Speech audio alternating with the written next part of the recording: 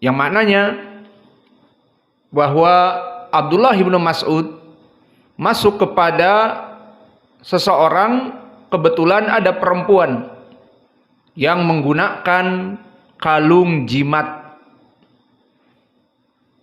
dan dohirnya masih dari keluarga Abdullah bin Mas'ud. Kemudian berkata, Inna ala Abdillah anisirki agniya. Maka sungguhnya keluarga Abdullah bin Mas'ud tidak butuh kepada kesyirikan. Faqata'ahu qat'an anifa. Maka dipatahkan ataupun ditarik dan dipecahkan dari apa yang digantung sebagai jimat tersebut dan dihancurkan dengan keras. Kemudian mengatakan bahwa keluarga Abdullah bin Mas'ud tidak butuh kepada kesyirikan. Dan kami menghafal dari Nabi Muhammad SAW bahwa ar-ruqa wa tamaim wa tiwalata minasyirik. Bahwa dengan memasang kalung-kalung itu termasuk dari kesyirikan. Maka hadis ini barakallahu fikum disebutkan oleh Syekh kami Muqbil Al-Wadi'i di dalam kitabnya Jami'us Sahih. Hada hadithun hasan. Bahwa hadis ini hadis yang hasan. Ahmad ibnu Mihran huwa Ahmad ibnu Mihran ibnu Khalid dan Minhal ibnu Amr Saduq hasanul hadis. Maka ini yang menjadi penyebab hadis ini hadis yang hasan.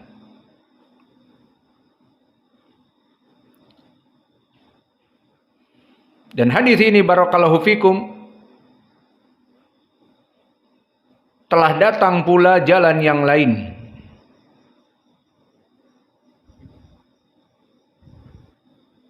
Seperti diriwayatkan oleh Uqbah ibnu Amir al-Juhani di hadis yang terdahulu bahwa Nabi Muhammad SAW aqbala ilaihi rahtun fabaya'at is'ah wa amsaka an wahidin. Di saat datang 10 orang berbaiat kepada Nabi, maka Nabi hanya membaiat 9. Dan Nabi membiarkan 1 orang. Faqalu ya Rasulullah, bay'ata tis'ah wa tarakta hadha. Ya Rasulullah, kamu membaiat 9 dan engkau tinggalkan ini teman kita 1 orang. Kata Nabi, inna alaihi tamimah. Bahwa dia itu mempunyai jimat. Fa'adkhala yadahu faqata'aha. Maka dia mengambil jimat itu dan memutuskannya dari lehernya. Fabaya'ahu. Setelah melaksanakan demikian, Nabi pun membaiatnya. Kemudian berkata, man alaqa tamimah faqad asyraka. Man alaqa tamimah faqad asyraka. Hadis ini telah terdahulu diriwayatkan oleh Imam Ahmad dari jalan Abdul Samad ibni Abdul Warith. Haddatsana Abdul Aziz ibnu Muslim haddatsana Yazid ibni Abi Mansur an Dukhain al-Hajri an Uqbata ibni Amirin. Sudah lewat di hadis di bab yang ke-7. Dan hadis ini dihasankan oleh Syekh kami Muqbil Al-Wadi'i qala hada haditsun hasan. Maka hadis ini juga memperkuat riwayat di Imam Al-Hakim yang terdahulu, yang tadi kita sebutkan di bab yang ke-8. Maka saling menguatkan. Adapun ucapan penulis an Abdillah ibni Akim marfu'an man ta'allaqa syai'an wukila ilaihi. Barang siapa yang menggantungkan sesuatu, maka dia itu diwakilkan kepadanya.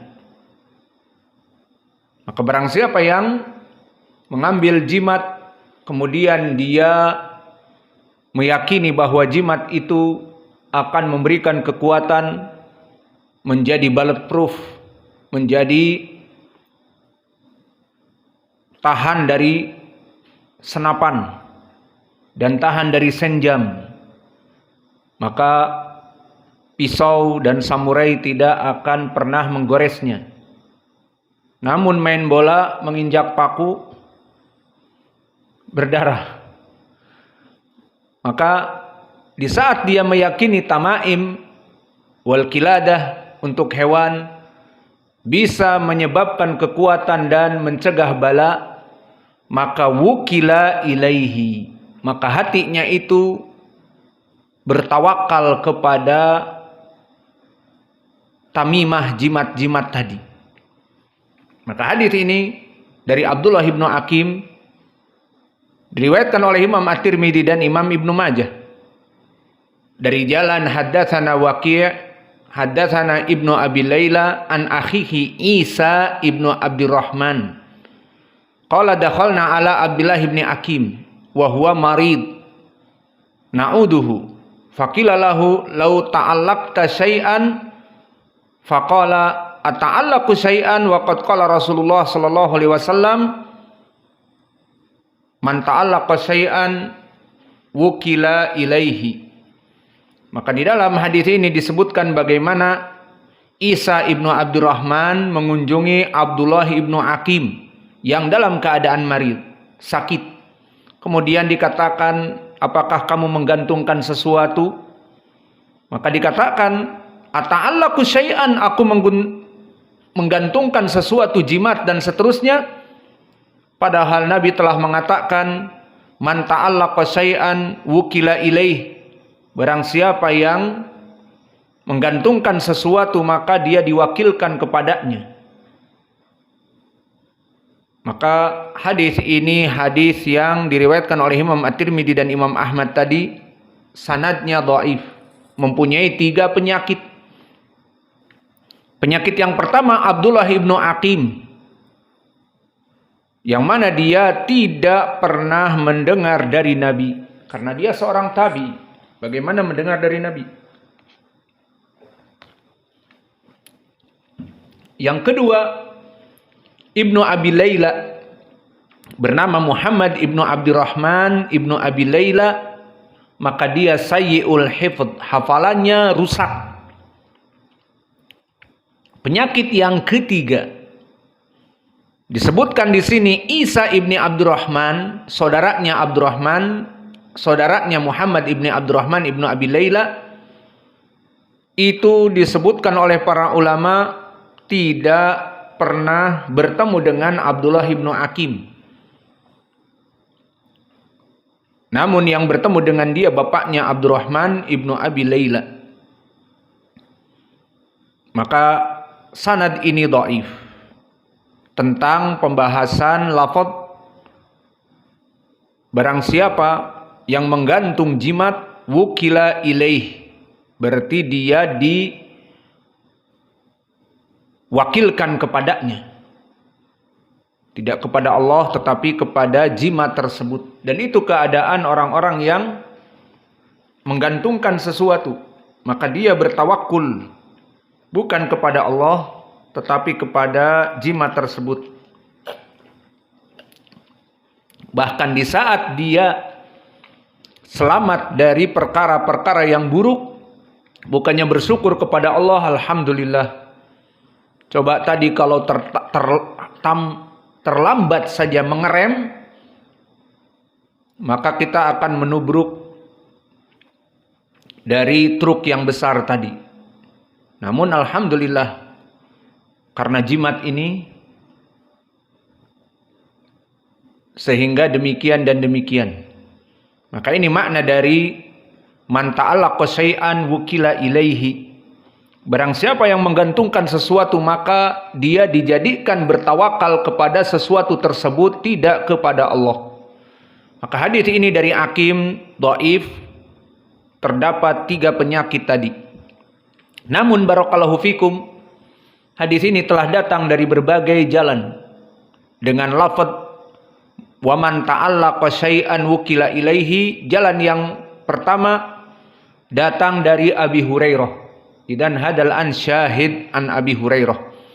Diriwayatkan oleh Imam An-Nasa'i dan Imam At-Tabrani dari jalan Abbad ibnu Maisarah Al-Minqari anil Hasan an Abi Hurairah. Maka datang dari Abi Hurairah yang mana sanadnya di sini juga dhaif. Karena Al-Hasan an Abi Hurairah, Al-Hasan Al-Basri mudallis, meriwayatkan dari Abi Hurairah dengan an-anah dan lafadznya hampir sama. Yang mana disebutkan wa man ta'allaqa syai'an wukila ilaih. Barang siapa yang menggantungkan sesuatu maka dia diwakilkan kepadanya. Man aqada uqdatan tsumma nafatha fiha faqad sahara wa man sahara faqad asyraka. Maka barang siapa yang membuat ikatan-ikatan kemudian ditiupkan kepadanya mantra-mantra, maka itu adalah perbuatan sihir dan sihir adalah perbuatan kesyirikan. Dan barang siapa yang menggantungkan sesuatu di lehernya wukila ilaih, maka telah diwakilkan kepadanya. Maka sanadnya yang kedua di sini dari Abi Hurairah dhaif. Namun dari dhaifnya riwayat Al-Hasan dari Abi Hurairah dengan riwayat tadi Hakim Abdullah ibnu Hakim dari Nabi yang mursal bisa saling menguatkan. Dan telah datang jalan yang ketiga diriwayatkan oleh Imam Ibnu Hibban dari hadis yang terdahulu. Ingat hadis Imran ibnu Husain dari Mubarak ibnu Fadalah anil Hasan an Imran ibnu Husain di hadis yang terdahulu di bab yang ketujuh. Maka diriwayatkan oleh Imam Ibnu Hibban dengan lafaz dari Imran ibnu Husain bahwa Nabi Muhammad sallallahu alaihi wa ala alihi wasallam ra'a fi yadi rajulin halqah min safrin faqala ma hadha qala minal wahinah faqala ma taziduka ila wahnan ambidha anka fa innaka in mutta wahya alaika wukilat ilaiha intamutta wahya intamut wahya alaika wukilat ilaiha.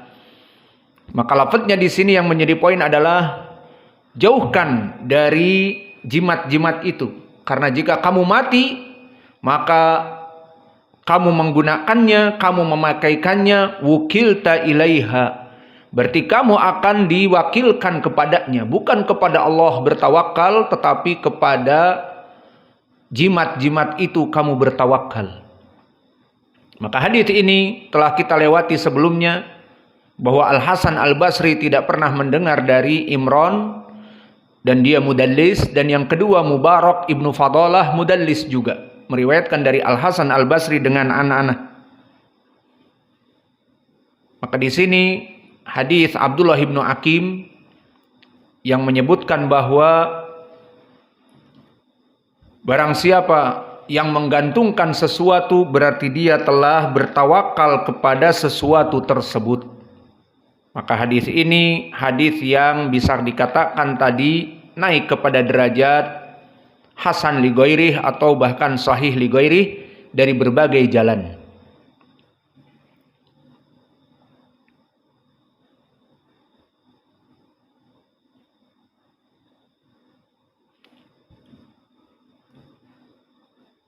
Kemudian kita masuk kepada hadis yang berikutnya yang disebutkan oleh penulis di Kitab Tauhid.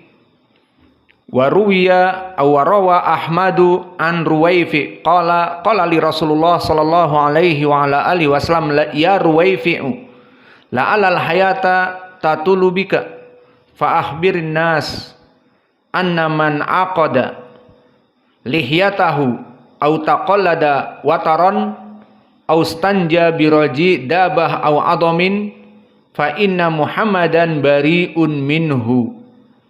Maka di dalam hadis ini diriwayatkan oleh Imam Ahmad dari sahabat Ruwaifi' ibni Thabit, di mana Nabi mengatakan kepadaku, wahai Ruwaifi', semoga kamu diberikan usia yang panjang.